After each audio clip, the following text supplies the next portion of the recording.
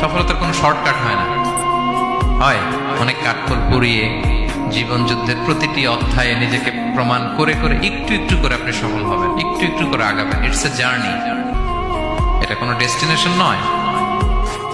এবং সফল হওয়ার পথ পরিক্রমায় কোনো লিফট নেই, সিঁড়ি বেয়ে উপরে উঠতে হয়। কি বেয়ে? কিন্তু আমরা সফল হতে চাই কিভাবে?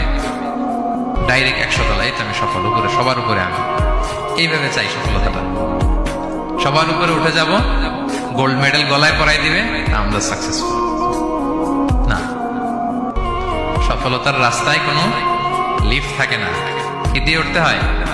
সিঁড়ি বেয়ে ঘাম জড়িয়ে উঠতে হয়। দেখেন, শুধু আলোর মুখ দেখার জন্য মায়ের পেটে আমাদের কত সময় লাগছে বলেন তো?